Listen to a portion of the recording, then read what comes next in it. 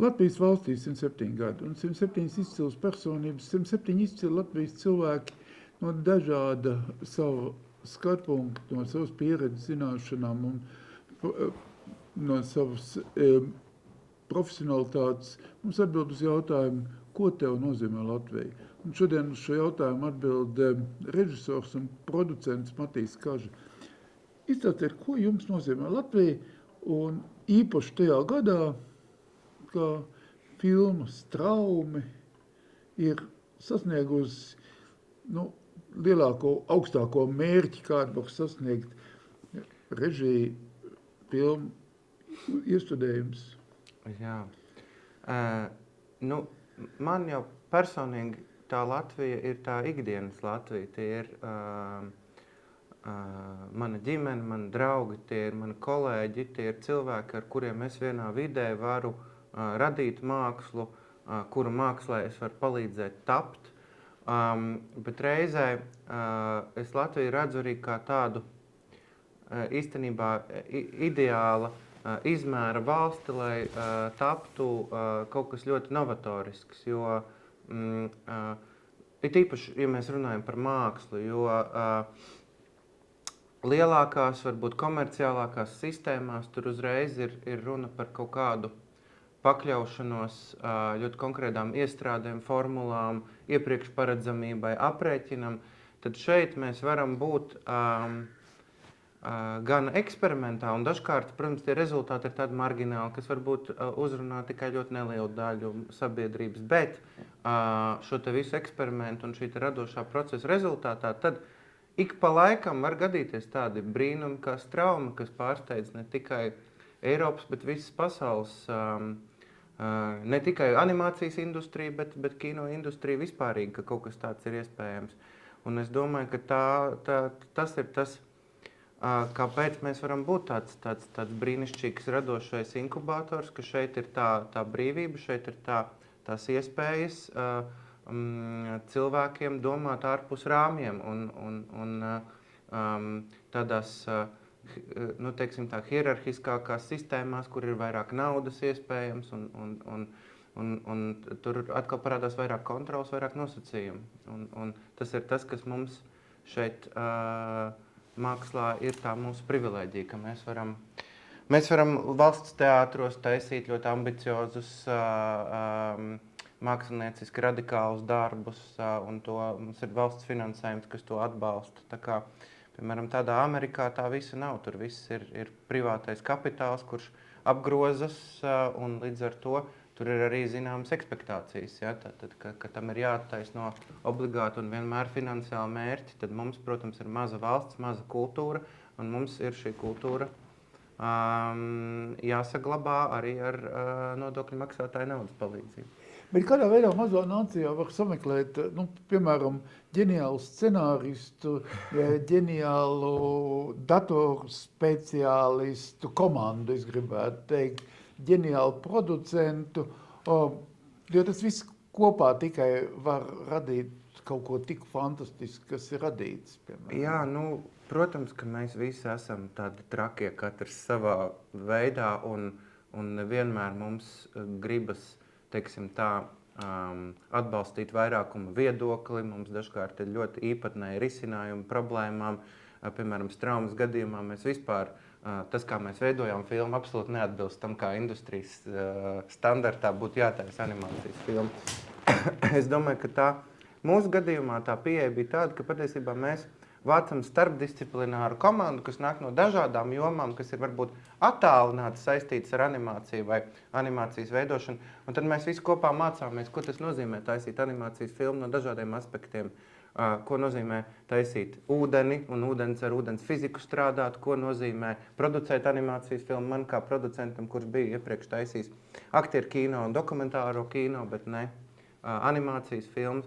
Un tas bija reizē tas lielais izaicinājums, un reizē arī ļāva uz to animācijas kino paskatīties no daudzām dažādām negaidītām perspektīvām. Tā bija tā mūsu atslēga. Bet skaidrs, ka tur ir arī tādā komandas veidošanā īstenībā tur ir ļoti svarīga komunikācija un intuīcija. Vai šis cilvēks tajā mūsu mazajā ģimenē iederēsies, jo mums tas princips arī ir, ka mums ir ļoti neliela komanda, kur visi visus pazīst, nevis kaut kāda milzīga cehi ar 100 darbinieku, kur katrs izpild tikai mehānisku funkciju. Līdz ar to, kāda būs komunikācija, vai mēs runājam vienā profesionālā un radošā valodā, tā teikt. Jo man attiecībā par Straumu likās, ka jūs, teiksim, katrā sīkajā mazā epizodē, katrā sekundē vai katrās 15 sekundēs spējat ielikt kaut kādu ļoti dziļu domu vai kaut kādu ļoti precīzu vēstījumu. Un tas, ka jūs spējat visu salikt vēl pēc tam kopā, vēstījumu bija ļoti daudz. Jā, tur ir vēl viena cita paļaušanās iesaistīta, un tā ir paļaušanās uz skatītāju, kurš grib iesaistīties un grib domāt līdzi un grib atrast to visu. Jo šī filma jau nav tāda, kur ar karoti mutē tev iebaro visu. To tev ir kā skatītājiem jāaktivizē savu iztēli, savu fantāziju un jākļūst par tās stāsta pasaules līdzradītāju kaut kādā ziņā savā iztēlē. Mēs īsti neko nepasakām priekšā. Tur ir daudz jautājumu, kas tiek uzdot. Kāpēc nav cilvēku tajā pasaulē? Kas notiek tur ar to putnu, kur tas tur uzlido beigās? Un tad, attiecīgi, skatītājs ar savu fantāziju un savu līdziesaisti tad arī meklē atbildes uz šiem jautājumiem. Bet, protams, mēs šajā filmas vidē, šajā mītiskajā pasaulē, ko tā uzbur, esam arī daudz tādus pavadienus, kas piepalīdz šajā fantāzijas ceļā ievietojuši. Un tas, man liekas, ir tas būtiskais, un kāpēc šo filmu arī tik pozitīvi uztver visā pasaulē, ka tā uzticas skatītājam kā gudram un ar fantāziju apveltītam cilvēkam, nevis tādam, kuram viss ir jāpasaka priekšā. Mazliet par latviešu teātri. Jā. Kur mēs esam šobrīd ar latviešu teātri? Kā mums teātris pašlaik rāda fantastiskus darbus?